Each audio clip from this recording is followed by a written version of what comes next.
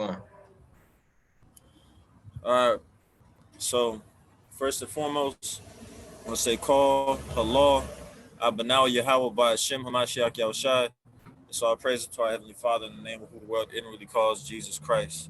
Fine. This is Yahusab Ban Yahusab here with the brother Azam Awath. Is my walk? Fine.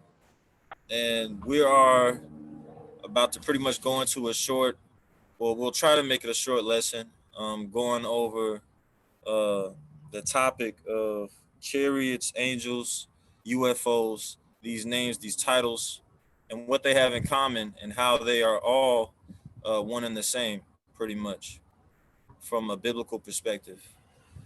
So I just wanted to bring out some information just to begin with. Am I coming out all clear on that side, bro? Yeah, you good. I just wanted to bring out some information on the wiki real quick about flying saucers, right? Because this is something that we're going to be bringing up um, pertaining to UFOs, right? So it says a flying saucer, also referred to as a flying disc, You want to is a pull it up on descriptive yours? term. Say again? So you want to pull it up on yours? Oh, yeah, I'm sharing my screen right now. We don't see it. You don't see it? Mm. Okay. Yeah. Let me put it up on mine real quick. Thought I was sharing it. Yeah, you gotta allow me to share it real quick. Okay. All right. Hold on. Let's see. All right. Go ahead.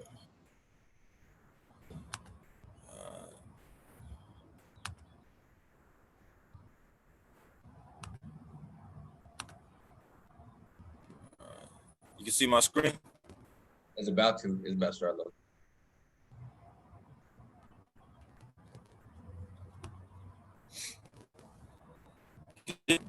Yep. You good? Kind. So, as I was saying, a flying saucer, also referred to as a flying disc, is a descriptive term for a supposed type of flying craft having a disc or saucer-shaped body, commonly used generically to refer to an anomalous flying object.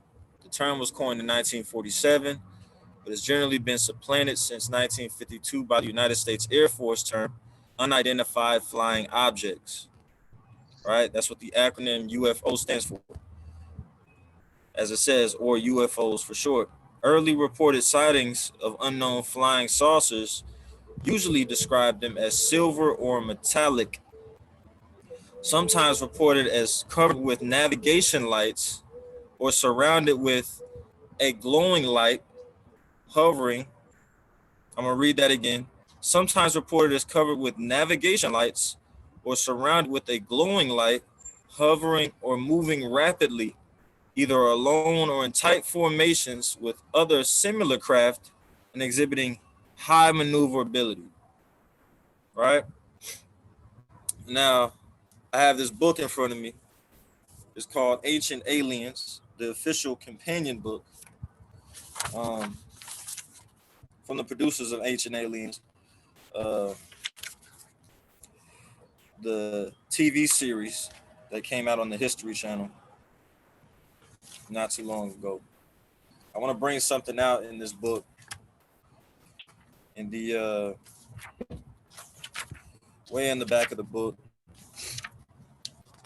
and I'll bring it out right quick, real quick. All right, bear with me. This is the Battle over Nuremberg. This is page 182 to 183. Right. It says at dawn on the morning of April 14th, 1561, citizens in Nuremberg, Germany, awoke to what was later described in a local news flyer as a very frightful spectacle. Perhaps disturbed from their slumber by the strange noises coming from overhead, they stumbled out of their houses to discover unidentifiable objects in the sky, engaged in what appeared to be an aerial battle. The entire event was memorialized in a broadsheet, which is the 16th century equivalent of a newspaper that still exists today in the Zurich Central Library. The broadsheet account includes a famous woodcut illustration depicting the incident. The library also displays a woodcut of an almost identifiable Slovakia, identical sighting in Basel, Switzerland in 1566. The woodcut advised people to repent for sins and interpreted the extraordinary events as signs from God. We're going to be going over that as well. Many of the witnesses used religious imagery to explain the objects they had seen, describing crosses flying in the sky, an image strikingly reminiscent of Emperor Constantine's famous vision of a fiery cross, which inspired him to declare Christianity the official religion of the Roman Empire.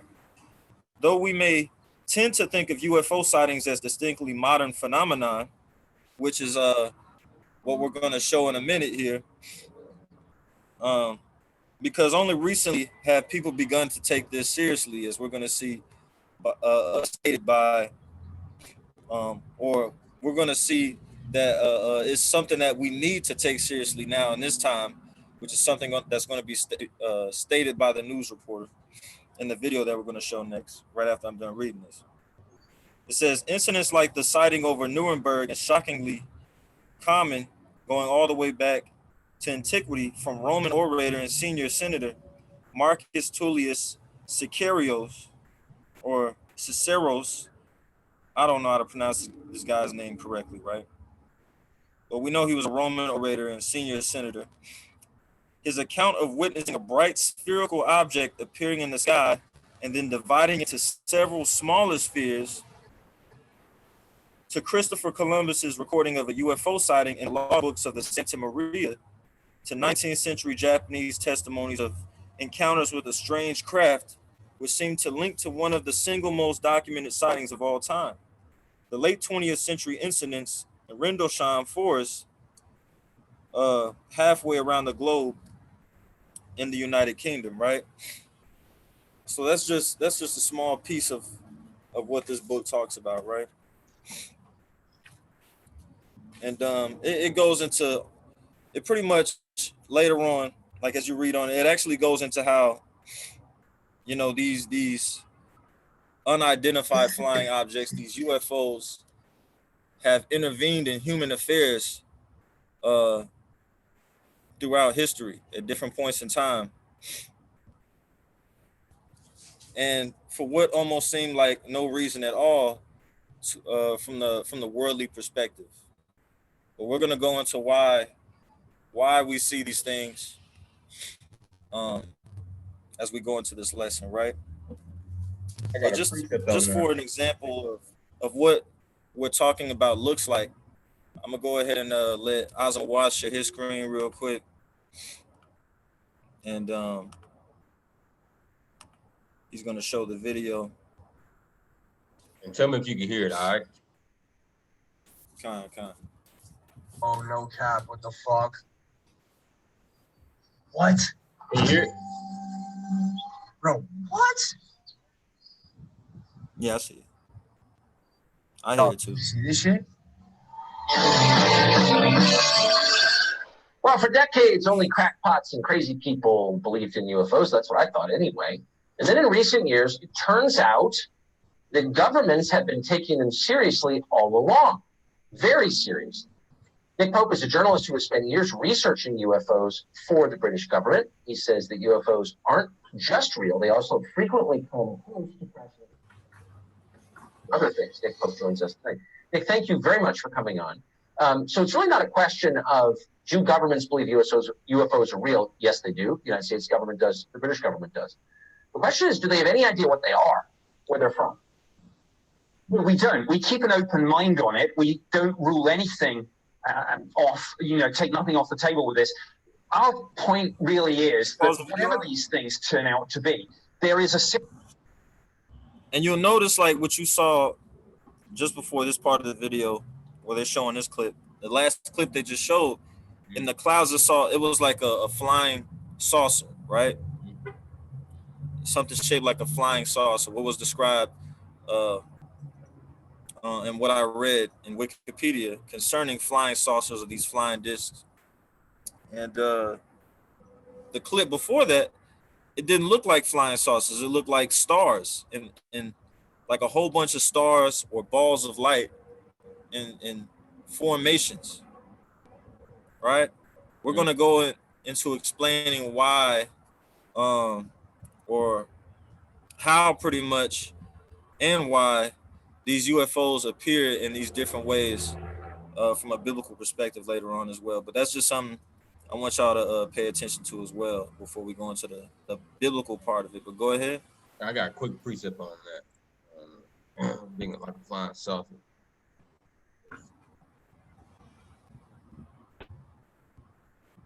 All right, and as the brother's about to explain how they can take on many different shapes, right? And Zechariah chapter 5:1, he says, "Then I turned and lifted up my eyes, and behold, behold, a flying roll." All right. Mm-hmm. I wonder what that was that Zechariah saw, man. The flying roll.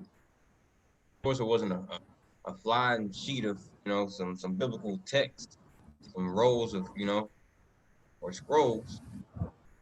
This is the chariot of the Lord he saw, right? Well, let's keep going back into it. Defense, national security, and safety issue here. Yes. Well, so that's kind of the nub of it, and that's where my interest comes from. So why aren't governments encouraging the population to, as they say about terrorism, if you see something, say something, report sightings to the government so we can make sense of this potential threat? Well, they should be, and that's what we certainly did at the Ministry of Defense for many years. What's crazy is he's saying that, but I mean, even if you report sightings of these things as a potential threat to the government and the world, what are they going to do about it? What are they going to do? what are they going to do about these things that are in the sky? Because they've been seeing them for years throughout history, and they've done nothing about it. It's kind of just been one of those things that it's kind of just been one of those things that you see and you're terrified by the sight of it, right? It's caused trauma in the side of the beholders. But no matter how mighty the man was that saw these things, because even Alexander the Great saw these things during the siege of Tyre in 332 BC. He couldn't do anything. He had a whole army with him. That's just that God complex that Esau got, man. You know what I'm saying?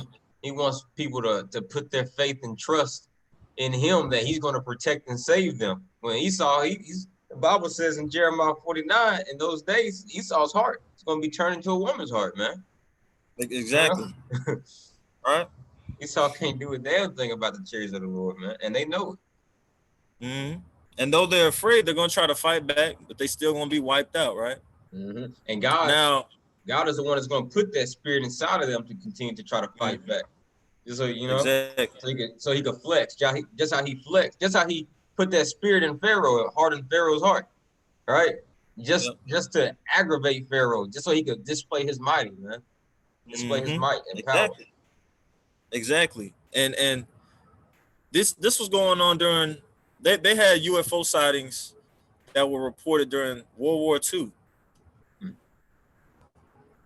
That were being reported to the military by the Air Force. By this time, they were fighting up in the sky. You know what I'm saying? Mm-hmm. So if they couldn't do anything about it then, and now they're still in this day and age, they're still talking about if you see these things, report the sightings as a potential threat to the government, right, or the world. I mean, even if you report these sightings, what is it going to do?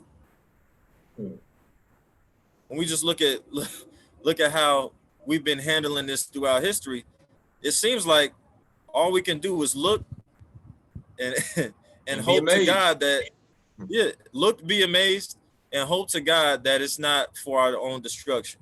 Hope to God that there's not an angry black man inside of it. Exactly. But go ahead, Doa.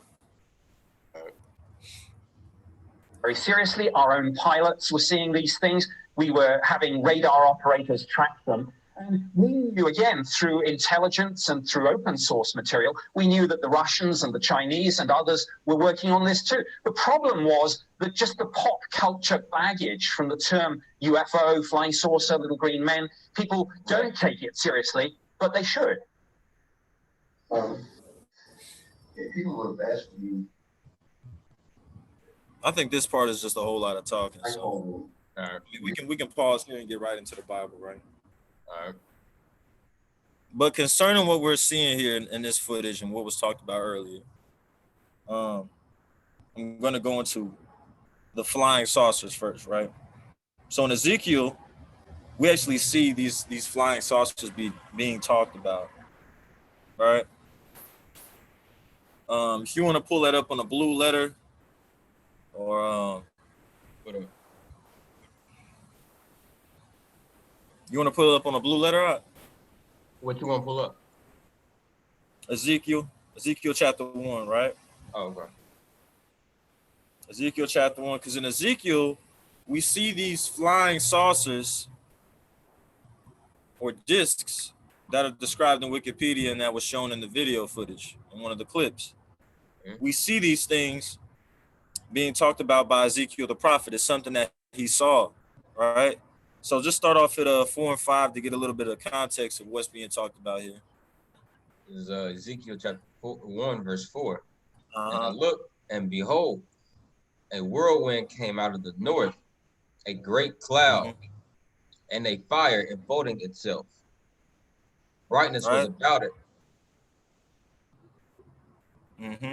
Brightness was about it, and out of the midst thereof, as the color of amber, and out of the midst of fire.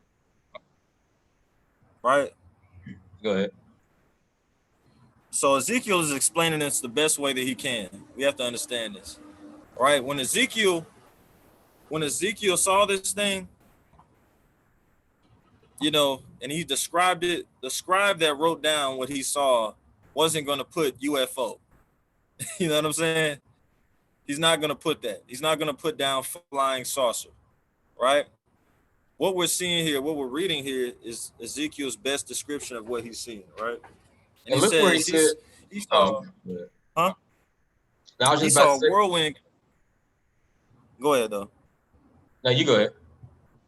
You go ahead. No, what were you going to say? Well, yeah, I think he's about to cover. Oh, yeah. Pretty much, he's saying that he saw a whirlwind come out of the north. A whirlwind. He saw a whirlwind, right? Like a tornado. Mm-hmm. A whirlwind come out of the north. A great cloud. And a fire enfolding itself.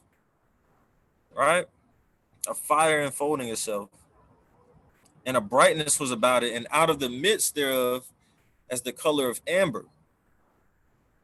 Out of the midst of the fire. I find it interesting where he said that he saw the whirlwind come out of. He said out of the north. What's the land of the north according to the Bible? Babylon.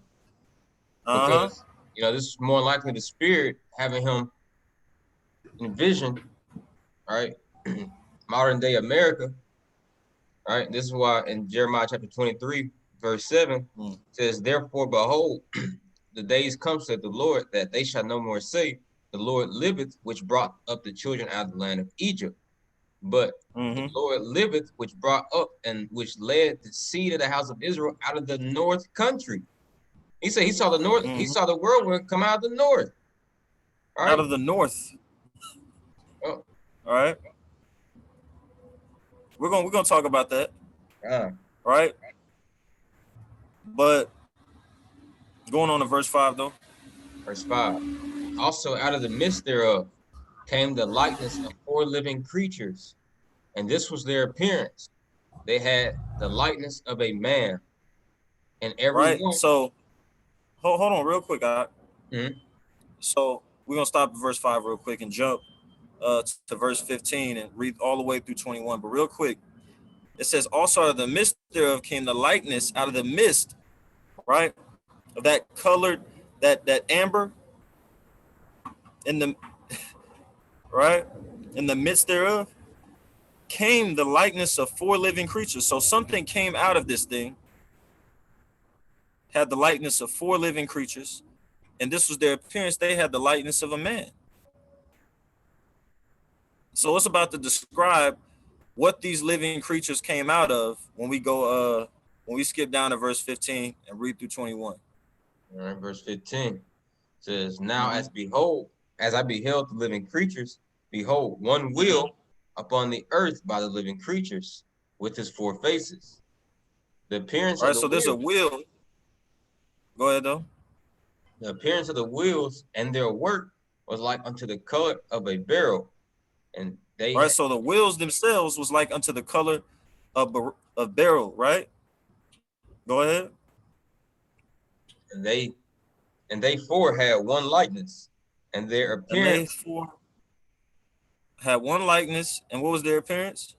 and their work was as it were a wheel in the middle of a wheel. It was as a wheel in the middle of a wheel, right? So let's think about that. A wheel in the middle of a wheel, right? Sounds like a flying saucer. That flying disc that was being described earlier, right? A UFO, right? This is what he's saying. This is what he's describing. We're gonna see that image start to manifest even more in the description that he gives of this thing as you read on. But go ahead. Verse 17, when Mm-hmm. they went upon their four sides, and they turned not Uh-huh. when they went. Right? They showed high maneuverability, right? There were no steering motions. Go ahead. They're just zipping and zapping. You know? Uh-huh. As for their rings, they were so high that they were dreadful. As for their rings, right? Talking about their wheels. Now it's describing them as rings. Go ahead. And their rings were full of eyes round about them four. Mm-hmm. And when the living Right. creatures,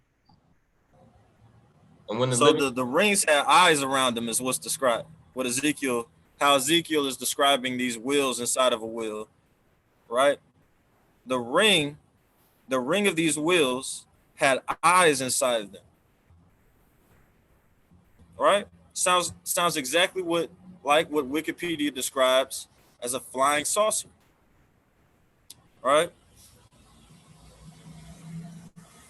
In the form of a UFO, right?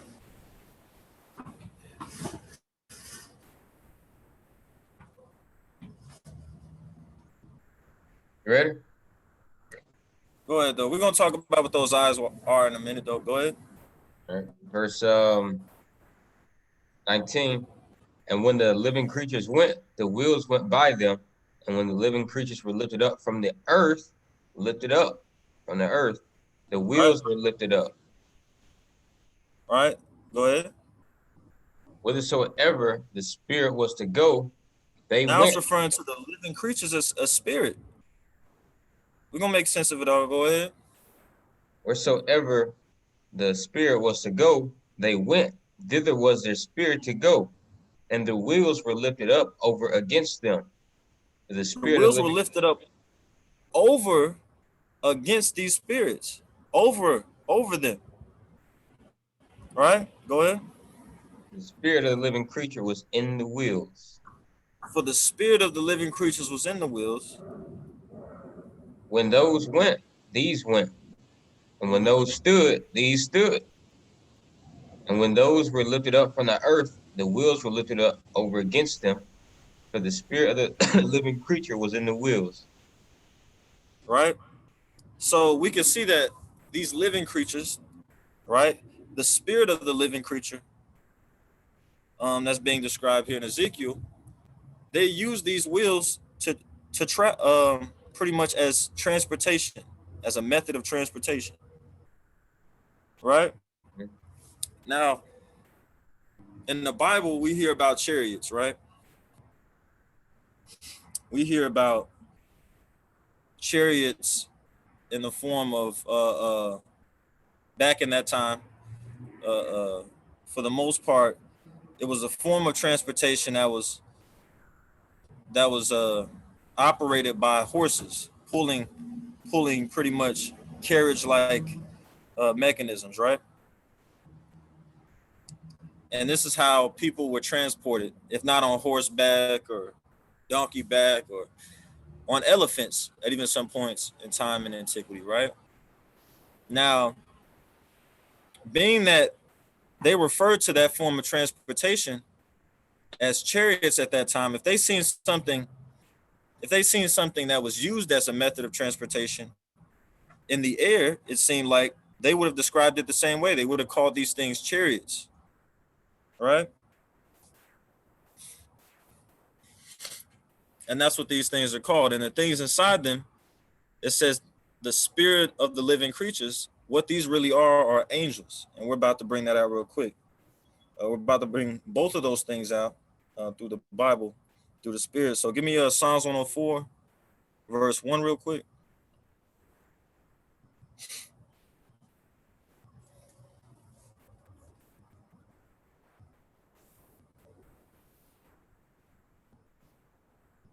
All right.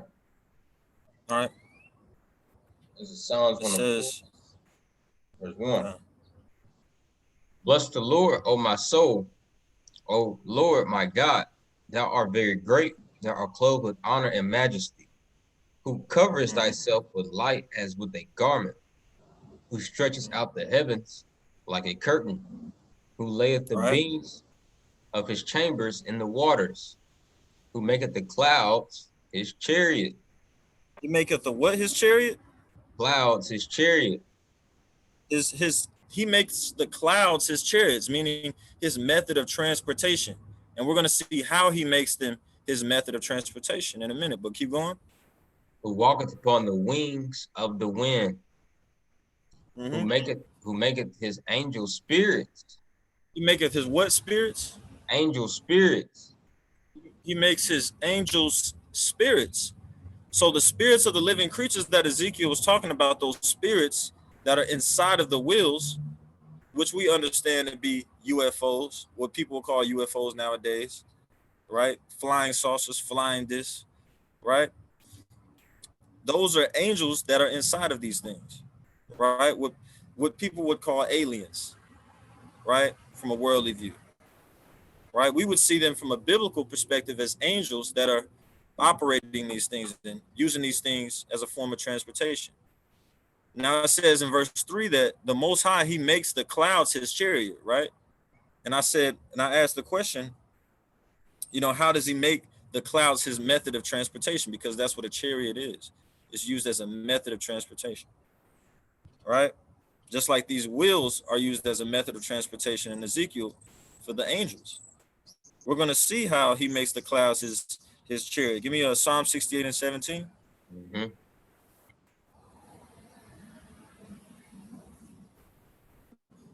Psalm 68 and 17. Chariots of God are 20,000, even thousands. Right? It says the chariots of God are 20,000. Go ahead. Even thousands of angels. The Lord is even thousands of angels. Even thousands of angels, right? So the chariots of God are 20,000, even thousands of angels, right? So we saw in Psalms 104 and 3 how it says the Most High God, he uses the clouds as his chariots, his form of transportation. Now it's saying here that the chariots of God are 20,000, even thousands of angels. How is that so? Because the angels of God, right, they use these chariots as a form of transportation, right? Now we can see in scripture these chariots being described in different forms and shapes, just like we can see video evidence of these UFOs being described and being seen in different ways, right?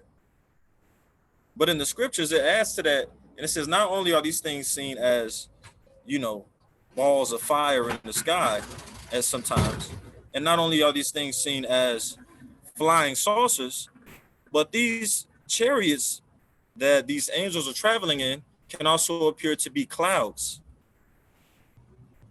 That's what the Bible balls gives. Of fire, right? Yeah. All right. I'm just gonna play a quick video, real quick. But hold your thought. Yeah, hold your thought since we're on the topic of balls of fire. Okay. We had some brothers from GMS Dallas. They saw a ball of fire, which is a chariot. And that's since I got this audio working. Play it. Can you see my screen? Can you see my screen? Hey, y'all, what's up? Yeah, go ahead. What's up? You was asking me a question? Y'all saying if you can see my screen. Yeah, I can see it. So this is GMS Dallas. They get missing about the chariots of the Lord. It's September 27th. I got it. Call on y'all, my shit outside, y'all. Call on y'all, my shit outside, bro. You can hear these brothers, man. You can hear these brothers just shouting for joy, man. All their labor, brother. Like all their labor, they're starting to, you know what I'm saying? They're getting a glimpse. That's a little glimpse, man, of encouragement from Yahweh, man, for them to continue to push. And you can hear them just start to scream and start crying, man. I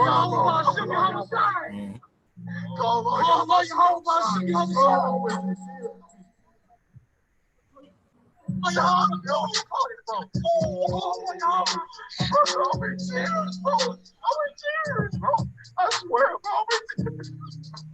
In tears, bro. We gotta get out of here, bro. Man, you hear the brother saying he's in tears, man. He's in tears, bro. I'm gonna get out of here, bro. We're gonna get out of here, y'all. Call on y'all, my shit outside.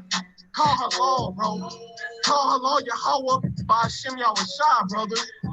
GMS Dallas. We finna get out of here. Call on Yahweh, by Hashem Yahushua, brother.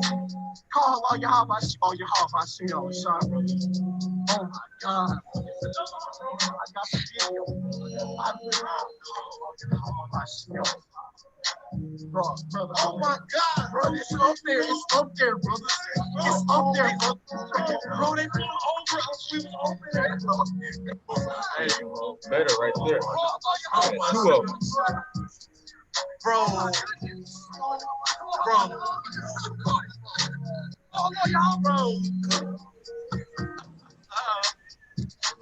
Yeah, Rocket Yahweh shine. The Lord is showing out. You see how them brothers are excited about seeing that thing? You see how they're excited about it? They're glad. They're rejoicing. So much that they're in tears. Right? That's what the truth does for you, man. Because like Paul said in Romans 8 and 28, we know that all things worketh for good to those who are let me get that real quick. This is Romans 8.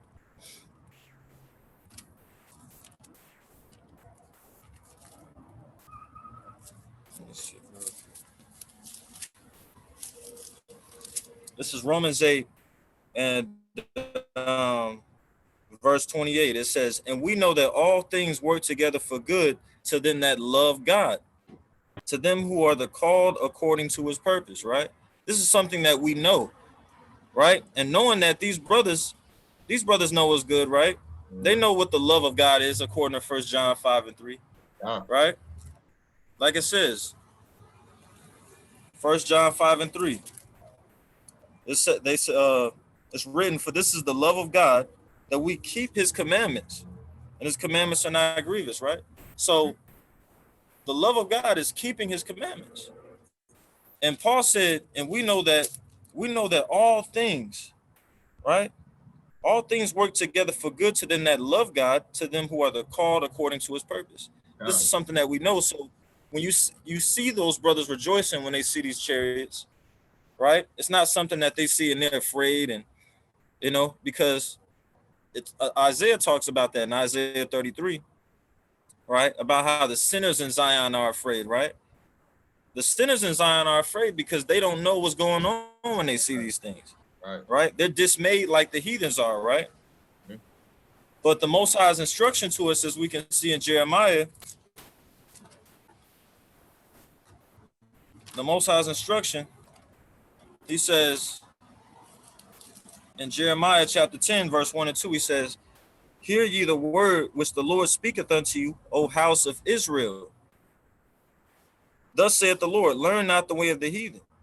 And in saying that, he describes how to do that, right? He says, and be not dismayed, meaning afraid at the signs of heaven.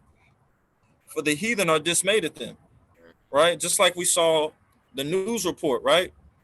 The heathens are, when they see these things, when they see the UFOs, they think it's a threat to society, right? They think it's a threat to their government, right? But when we see these things, it's supposed to be a different story. Why? Because we know that all things work for good to those who love, to those who are called, right? According to the purpose of God, to those that love him as well, right? I got some. And we in this truth who know who we really are, we know the Most High told us not to be dismayed at the signs of heaven, right? So when we see these things, we rejoice because we know it's for our own good. That's if we're doing the right thing, right? Yeah. But back to the I got a quick back to the point I was making before, right? And like the brother just showed, you can see these things appear in the video. It appears to be balls of fire, to be like stars that are I got a quick little preset real quick. Go ahead, I'll bring it up. Yeah, because a lot of our people, you know what I'm saying, like it's nothing new. Like just how a lot of our forefathers, you know, back in the times of when we were getting salvation out of Egypt and Mount Sinai and all that, going through the wilderness, they didn't trust in the salvation of the Most High, right? And a lot of our people, even in Israel, they don't trust that these chariots is our means of salvation, man. They think that this is just some hoax still, man.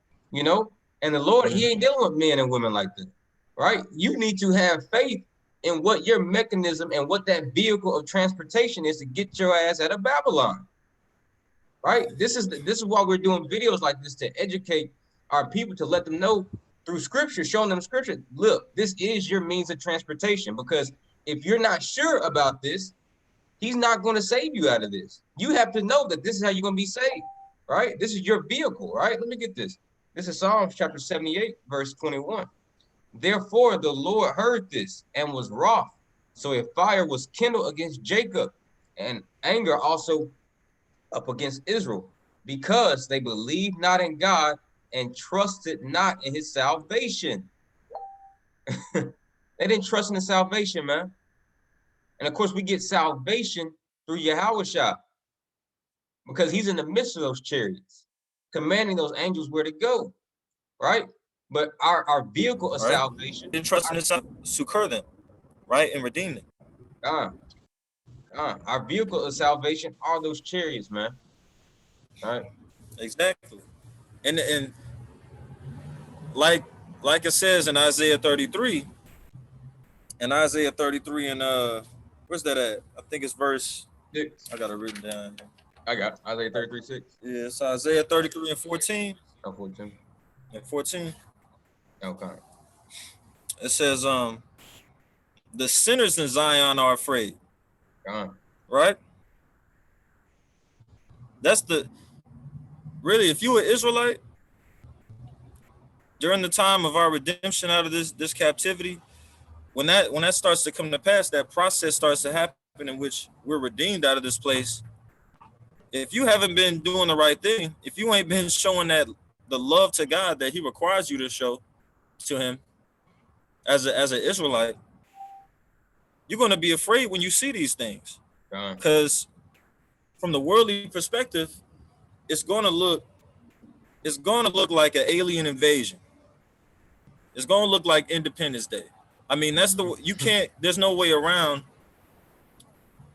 There's no way you can get around that type of understanding of what Christ described him coming back would be like. Right. We're going to get into that, right? What Christ literally, when he talked about him coming back to gather his elect, the way he described that happening from the worldly perspective, that would be seen as an alien invasion. That wouldn't look like something normal that you've ever seen in your life. You're going to think it's the end of the world when you see something like that, right? We're going to touch on it, but I want to bring this out. Huh? I said it is the end. Yeah, and it's pretty much going to be the end, right? But you're going to think it's, as an Israelite, you're going to think it's the end of you. If you're not, you know what I'm saying, if you're not doing the right thing. if you're not doing what's required of you when he comes back. But you know, pertaining to what the brother showed in that video footage, like I said, these things can appear to be clouds, these chariots, they can appear to be flying saucers, and they can also, you know, appear to be balls of fire, like in the video. And Ezekiel also described those same wheels to have that appearance at some point in his vision, right? If you can go back to like Ezekiel chapter 1 and 13, right? All right. Because he describes this. And we know this is what he describes because you can see it being talked about later on in what's called the New Testament writings, right? Ezekiel But 1, first, 13. Ezekiel 1 and 13.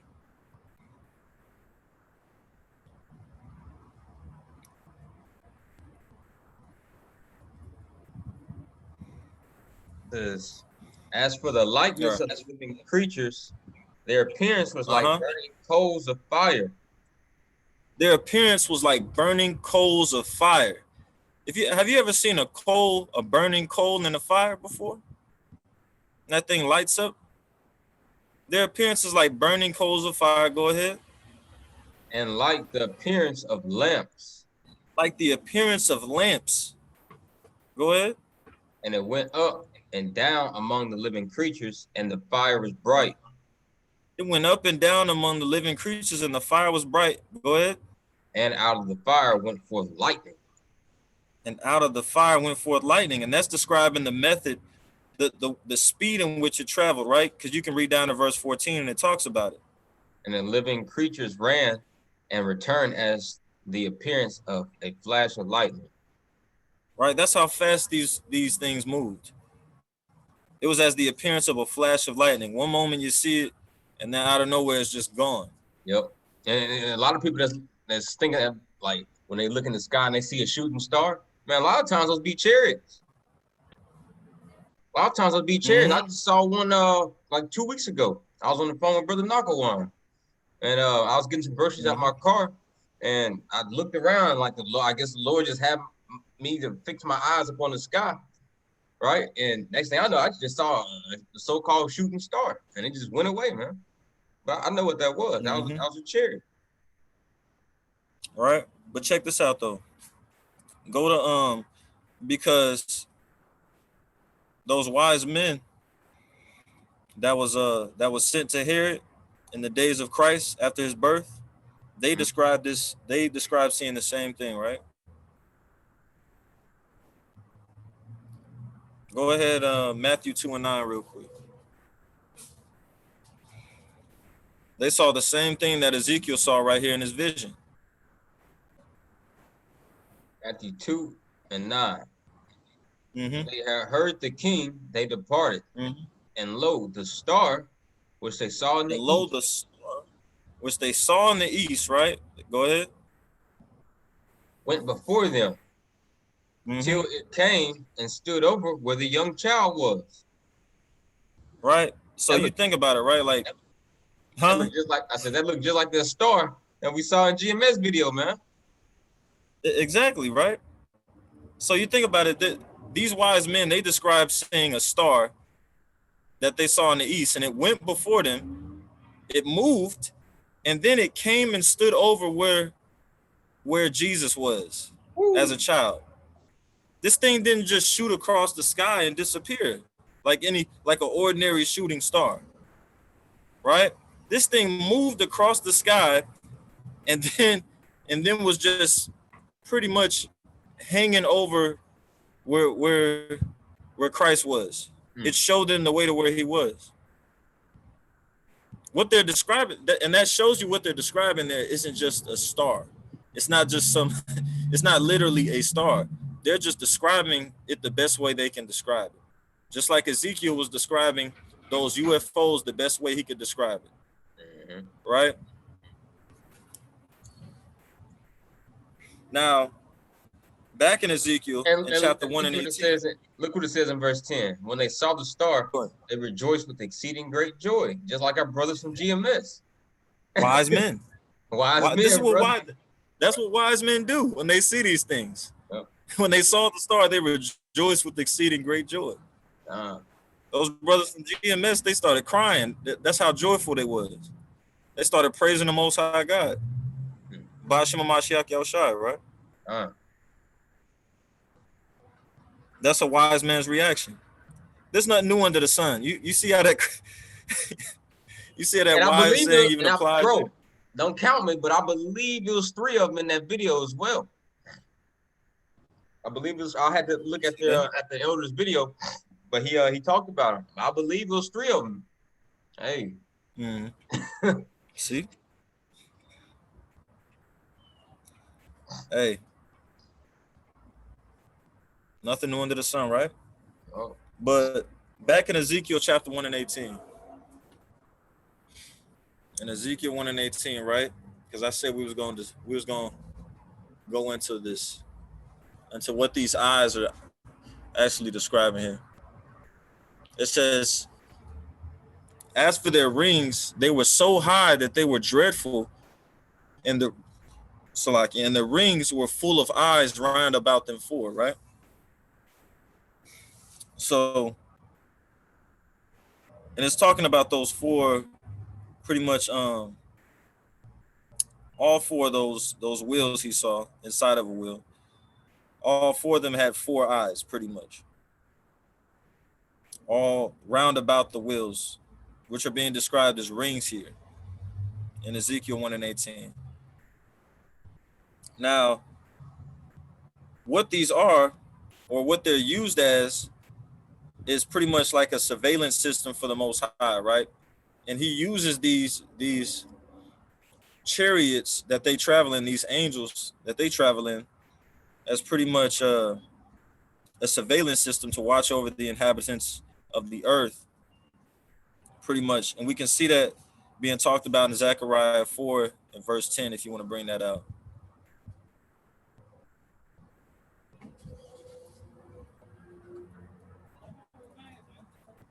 And these things are being described as the eyes of the Lord in this place, right? Go ahead. Zechariah 4 and 10. For who had despised the day of small things?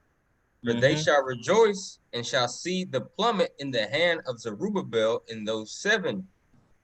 They are the eyes of the Lord which run to and fro through the earth. Right? So he's saying that there's eyes of the Lord that run to and fro through the earth, through the whole earth. Right?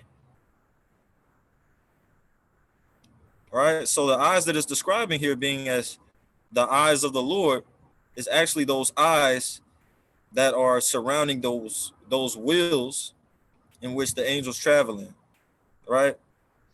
And we can see how he uses these eyes to pretty much pull surveillance on the inhabitants of the earth, right? Even in today's time, and to watch over them.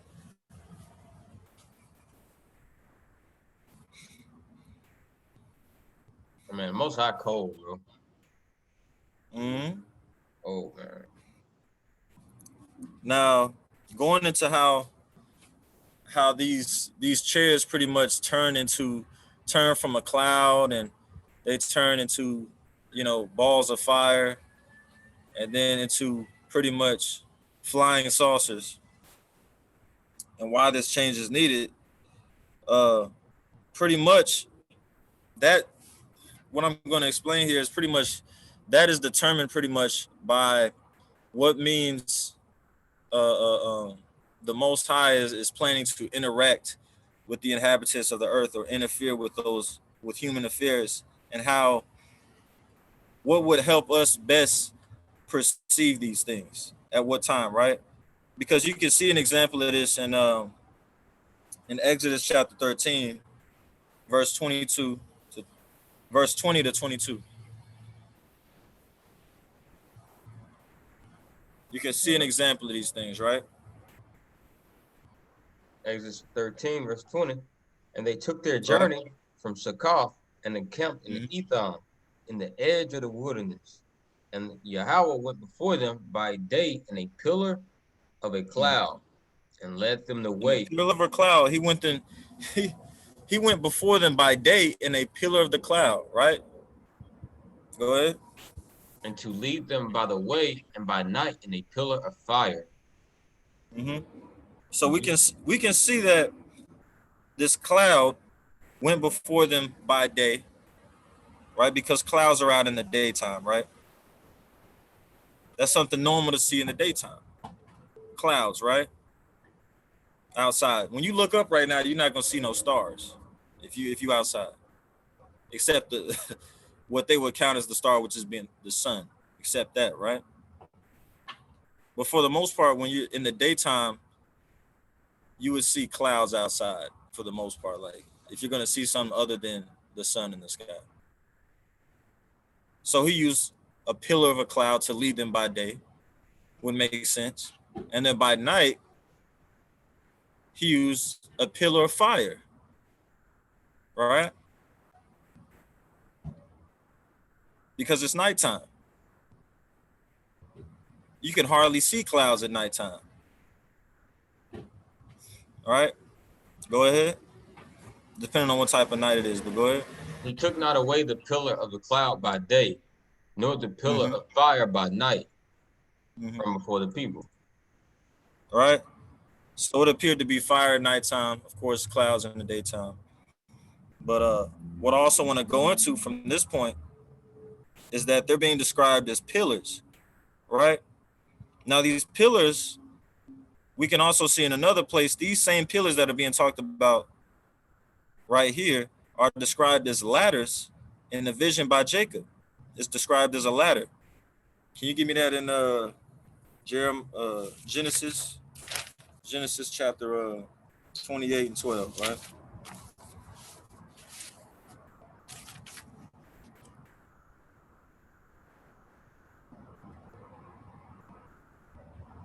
Oh.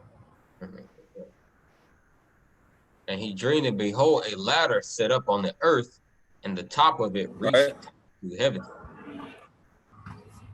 All right, so Jacob saw in his dream a ladder that was set up on the earth, and the top of it reached to heaven. And what was going on this ladder? And behold, the angels of God ascending and descending on it. So the angels of God are ascending and descending on it, meaning they're going up and down, right, from the heavens to the earth, and vice versa on this, what's described as a ladder here, right? Now, later on, because what this is talking about is pretty much just talking about those same pillars, the pillar of the cloud, the pillar of fire. It's talking about those same pillars, but it's describing it here as a ladder, right? And which is something that you use to travel up and down, right? Now we know that the angels, they travel in chariots as well, but to come down off of these chariots and to go up into these chariots, right? What is being described here by Jacob to do that is a ladder, right? Because Jacob can only describe this in his best words, right? He doesn't know what that is, right? He never watched Star Trek, you know. he didn't know these terms that we know today, right? But we see that Christ, after he gives instructions to his apostles, he's taken up from the earth into heaven, right? In the same manner in which these angels are described as ascending and descending from heaven to earth and going up the same way, right? And so it would appear when we read about it here that Christ is being abducted, right, after he's been resurrected, and he's being received into a cloud. You can get that for me out in Acts chapter 1, verse 9 to 11.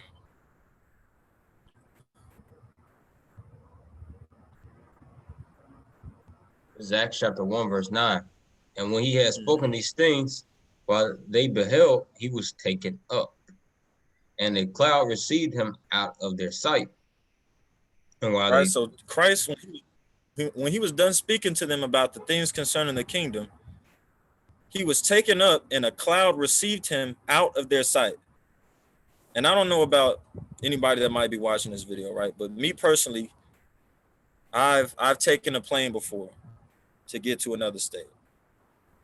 And when we went up in the cloud, it's not like we went into a whole nother vehicle or something. We just disappeared when we went into the cloud, you know. But what's being described here is that Christ went up into this cloud and then out of their sight. Couldn't see him no more. From there on out, right? Go ahead. And the cloud received him up out of their sight, and while they looked steadfastly toward heaven as he went up, behold, two men stood by them in white apparel. And by the way, that just tells you that cloud isn't just literally a cloud. It's not just your ordinary cloud that you see when you look up in the sky Right. on a cloudy day, right? Go ahead, though. Which also said, ye men of Galilee, why stand ye gazing up into heaven? You're saying Yahweh shall, which is taken up from you into heaven, shall so come in like manner as you have seen him go into heaven. So these men in white apparel that were standing by the men of Galilee as they saw Yahweh Shai get taken up into that cloud, into that chariot, that's what that really was. When they saw him go up, right? They said, hey, why are you just standing here watching this? He gonna come back in like manner as you seen him go up. Right? Go ahead and bring that out. I know you guys. Revelation 1:7, because Acts said, as the same manner you saw him leave, the same manner you're gonna see him come. It says Revelation 1:7, behold, he cometh with clouds, and every eye cometh shall with clouds. That ain't talking about just regular clouds there. Yep. That's talking about he's gonna come with chariots, right? We're gonna bring it out though. Go ahead though. And every eye shall see him, and they also which pierced him, and all kindreds of the earth shall wail because of him. Even so, mine. All right. And every eye, it says, and every eye shall see him, and they also which pierced him. What's that mean? Right? I know we're not going over that right now, but that's just proof that reincarnation is in the Bible. Because he hasn't come back yet, but it says when he does, they who pierced him are going to see him. All right, for another day. All right, but Matthew 24:30, right?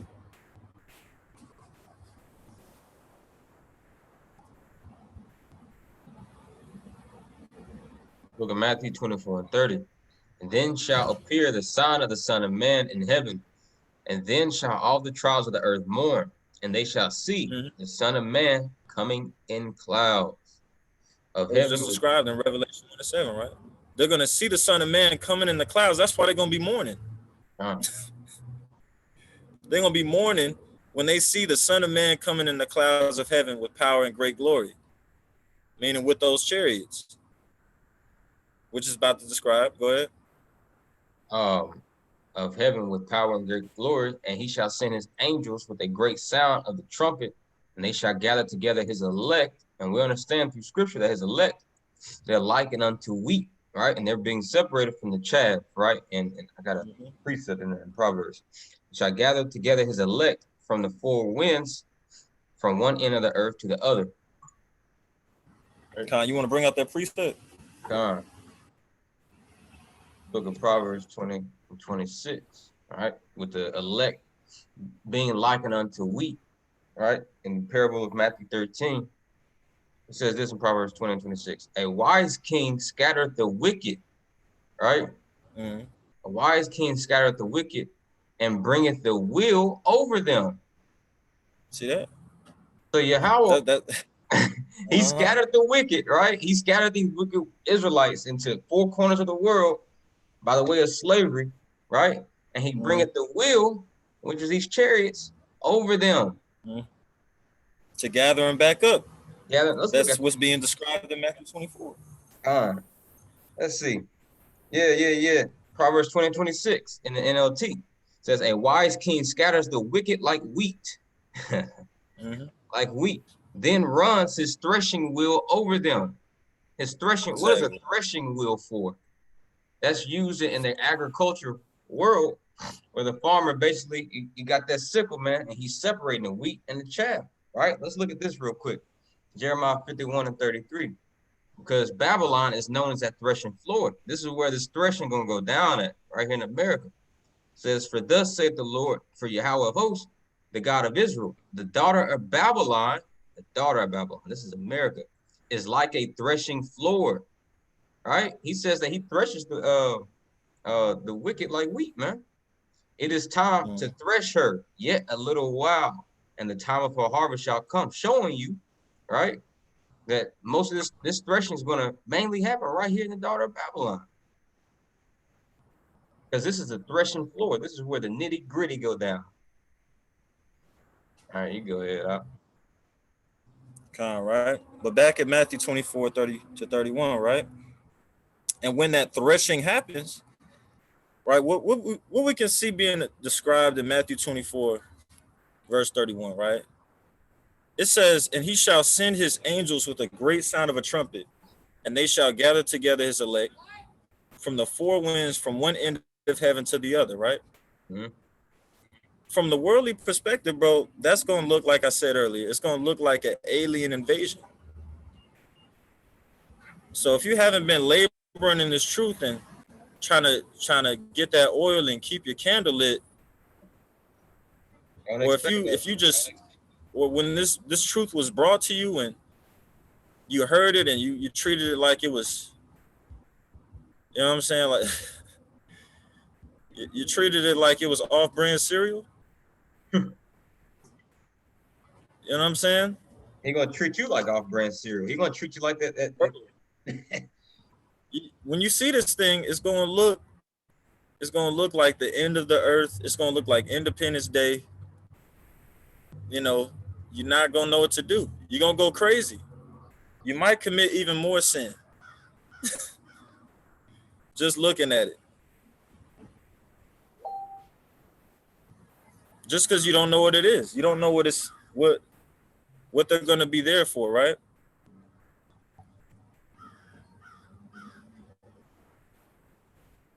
But we who know and understand this truth, we know that these will be the angels coming to gather the elect. Like was talked about in Deuteronomy chapter 30 and verse 3. As a result of us repenting, right? A generation of our people repenting and coming back to the Most High God. If you aren't part of that, if you aren't partaking in that repenting, when you see this thing, you're going to be afraid. Right?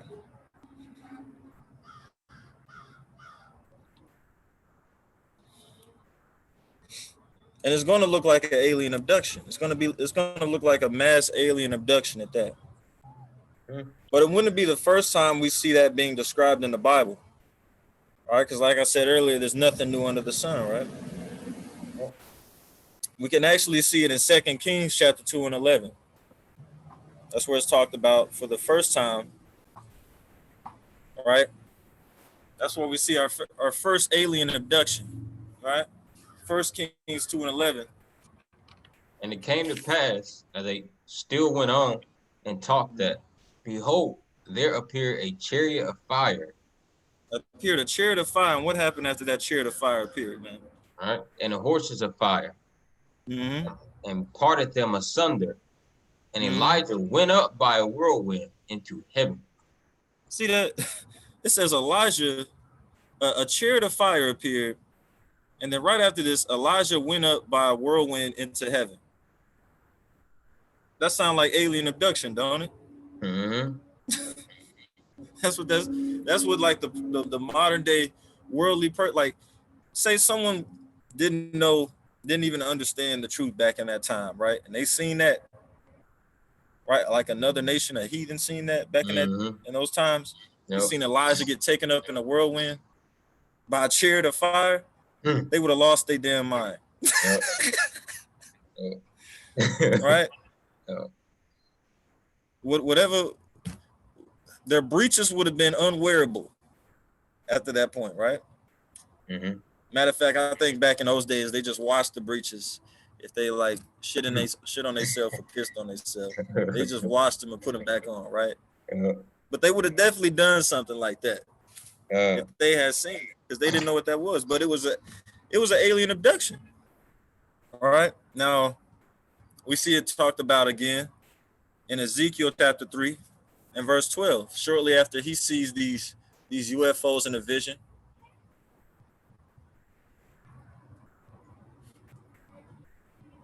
Says this. Then the Spirit took me up, and I heard behind me a voice of a great rushing, saying, "Blessed be the glory of God from His place." Let's go all the way to verse 16. I heard also the noise of the wings of the living creatures that touch one another, and the noise of the wheels over against them, and a noise of a great rushing. So the Spirit lifted me up and took me away. Spirit lifted up Ezekiel and did what? And took me away. And I went in bitterness in the heat of my spirit. Look, you gotta think about this, man. Ezekiel said that wheel that he saw, it picked him up, it took him away, and he went away in bitterness, bro. And Ezekiel was a Levite, he was a priest of God, man. Yeah. He was a righteous man, bro. He was a good man. And even Ezekiel, when this happened to him, he says he went away in bitterness when he saw this. Like, I'm pretty sure anybody would. Yeah. Man, like, man, what's happening? He wasn't expecting it. We expected it, but he not. Bro. Yeah, we was expecting it. I said, we expected it, but he wasn't ready for it. He wasn't, you know what I'm saying? Yeah. He wasn't expecting that. Exactly, right? Like, even though we rejoice now when we see these things, it's a whole nother feeling when you get taken up by it, I'm pretty sure. Like, super right? quick. You're going to be leaving. Yeah, bro. Yep. You're gonna go away in bitterness too. But go ahead though. How else does this describe how he went away? Oh, in the bitterness, in the heat, verse 14. In the heat of my spirit, but the hand in the heat of his spirit. Mm-hmm.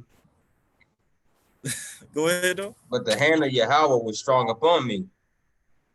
Then I came to the captivity at Tel Aviv. Right. That dwelt. The chariot brought him to them of the captivity of Tel Aviv, right? And he went away in bitterness in the heat of his spirit. And go on. That dwelt by the river of Chabar, and I sat where they sat, and remained there astonished among them 7 days. And it came to after Ezekiel got dropped. So after Ezekiel got dropped off, he says he sat there astonished among them 7 days. You know what that means? I mean, Ezekiel was traumatized. Yep. That's what Ezekiel is saying.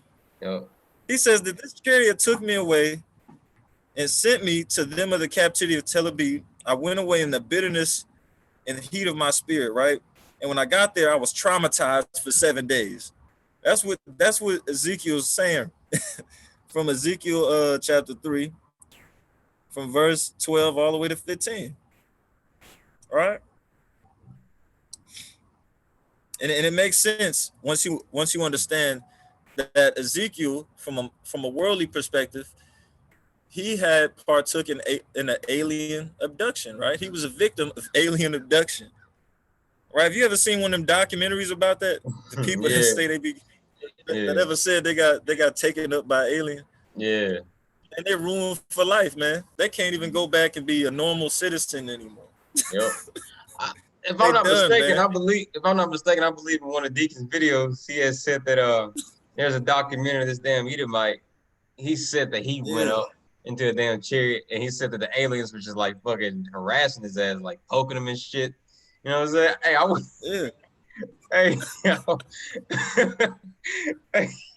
Bro. I wouldn't be surprised. It's an unparalleled experience, man. Hey, man. Hey, he hates Esau, bro. You know. Hey, man. Right? But Ezekiel, like, this ain't the only time. He talks about it in the vision too. He talks about in Ezekiel chapter 8, verse 3. We're gonna get that real quick. Where he talks about this same thing happening to him again in a vision. All right. Ezekiel chapter 8, verse 3 says, and he put me forth. Well, verse 2 is describing the color. Uh-huh. The color of the angel. Then I beheld, and lo, a likeness as the appearance of fire, from the appearance of his loins even downward, fire, and from his loins even upward, as the appearance of brightness, as the color of amber. Man, that's a brownish color. The angel was brown, man.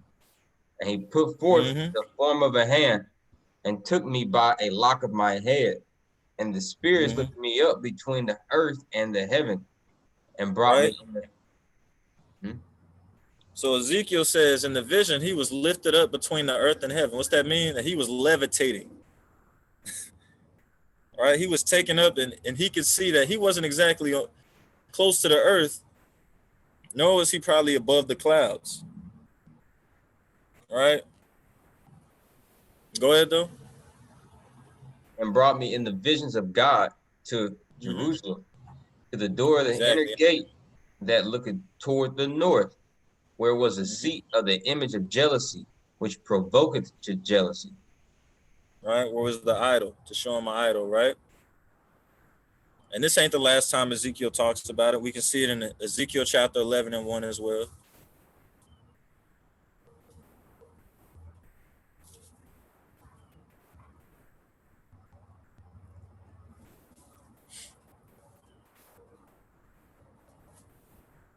Oh, what you want? Ezekiel chapter 11 and 1. That moreover the Spirit lifted me up and brought me unto the east gate of the Lord's house, which looketh eastward. All right, so the Spirit, that same Spirit that's in those wheels, lifted him up again and brought him unto the east gate of the Lord's house, right? Go ahead. Which looketh eastward, and behold, at the door of the gate 5 and 20 men, among whom I saw Jaazaniah, the son of Azor, and Pelatiah, the son of Benaiah, princes of the people. And said he, at this point though, Ezekiel, he's used to getting, pretty much taken everywhere by these UFOs. Yep. He's used to it at this point. He's just like, all right, okay, I'm here now. Yep.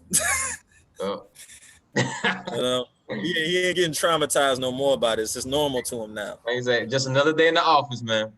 Yeah, just another day of the week. Yep. Another day in the office. Same, what you do today? Yep. What you do today? Oh, man.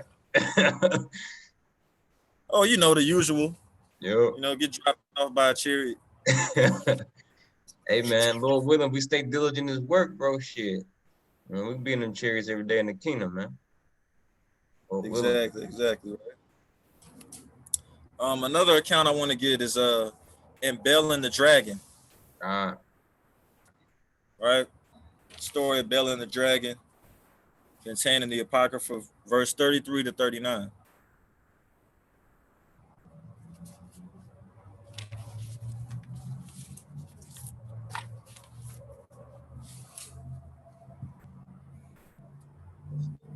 Bel and the Dragon, 33. Now, there was in Jewry a prophet called Habakkuk, who had made pottage and had broken bread in a bowl and was going into the field for to bring it to the reapers. But the angel of the Lord said unto Habakkuk, go, carry the dinner that thou hast in Babylon unto Daniel, who is in the lion's den. All right, so Habakkuk, the prophet there's a book concerning Habakkuk in the minor prophets, right? That same prophet was visited by the angel of the Lord, which told him to go deliver dinner to Daniel while he was in the lion's den, right? That's what's going on here. Go ahead. The angel of the Lord said unto Habakkuk, go carry the dinner thou hast into Babylon unto Daniel, who is in the lion's den. And this is the second time right? So at this point, we can understand that Daniel had been he took frequent trips to the lion's den, man. It wasn't just a one-time thing. Mm. Yeah. All right, this is not the same account that we see in the book of Daniel. All right, this is another account. Daniel was they just like throwing Daniel in the lion's den, right? But every time the Most High delivered him. But we're gonna see how the Most High delivered him this time, right? Go ahead. Habakkuk cried and say, "O Lord." Oh, no.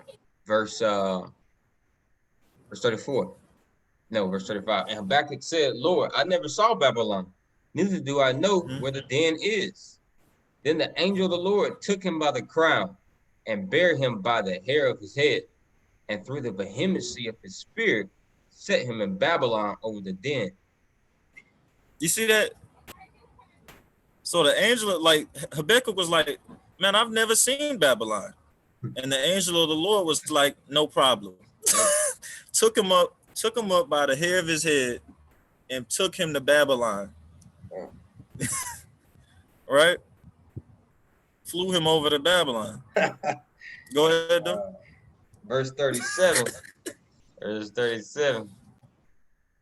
And Habakkuk cried, saying, O Daniel, Daniel, take the dinner which God has sent thee. And Daniel said, Thou hast remembered me, O God, neither hast thou forsaken them that seek thee and love thee. So Daniel rose and did eat, and the angel of the Lord set Habakkuk in his own place again immediately. Upon the seventh day, the kings went to bewail Daniel, and when he came to that's verse 39 was that was all the verse 39, right? Okay. You read verse 39. So pretty much after Daniel 8, the angel took Habakkuk back to his own place again immediately. Right? And not just in the sense of right away, but that's how fast he got back to his own place. Being that we know how fast these chariots travel. It's talked about as the appearance of lightning when these things move. When they go forth, right?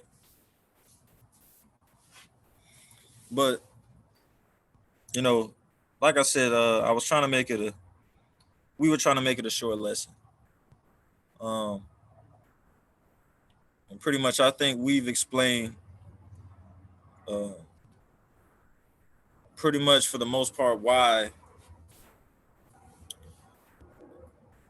we can see these things out here in today's time and being reported on the news and all these sightings and things like that, because and the meaning behind them through a biblical perspective,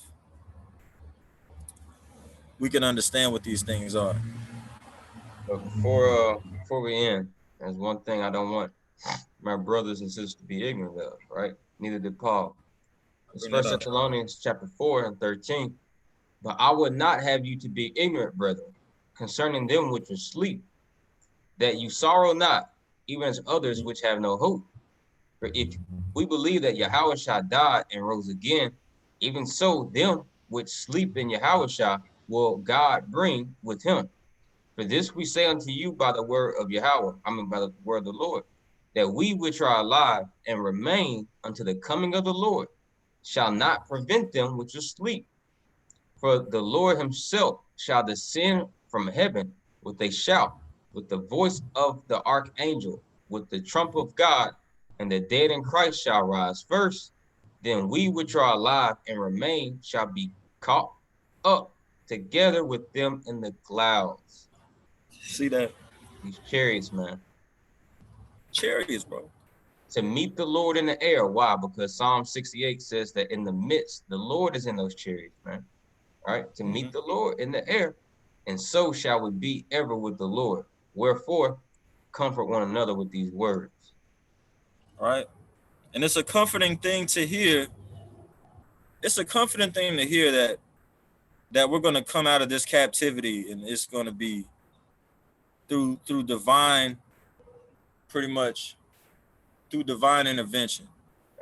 Because our people have tried everything, or what seems like everything other than repenting to get out of this captivity, right?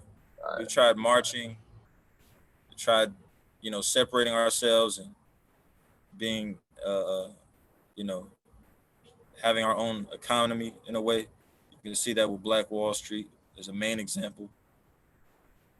We've tried, forming our own militia, and we can see that's failed, and it continues to fail. All right. So it kind of gives you the idea, like that's been said before by the wise men of our nation, that the only way for us to be redeemed out of this place, out of the place of our captivity, and to be restored as a nation, is by divine intervention. And by what method of divine intervention? Through alien invasion. Something that's looked at as like a hoax. You got to be a crazy person to believe in this. But when it happens, it's going to be something that, that you look forward to, because you understand that this is how, the Most High is going to redeem his people through Christ, through his angels. All these things work out for our good when we love the Most High God, we who are called, right? Right. But hopefully the brothers and sisters that watch this, they can just get a basic or a better understanding of, when we see these things that are called UFOs and flying saucers in the skies, what these things are from a biblical perspective, and not to be afraid of them. Don't be dismayed, like the heathens. You got to understand that these things are for your good when you see them. But to understand that, you have to be keeping the commandments. All right. But with that, I want to say, call Allah. Abanawa I Yahweh. want to say call Allah. Abanawa Yahweh, Ba'ashem, Hamashiach Shai. That's all praises to our Heavenly Father, in the name of who the world ignorantly calls Jesus Christ. With that, Shalom. Shalom, Israel.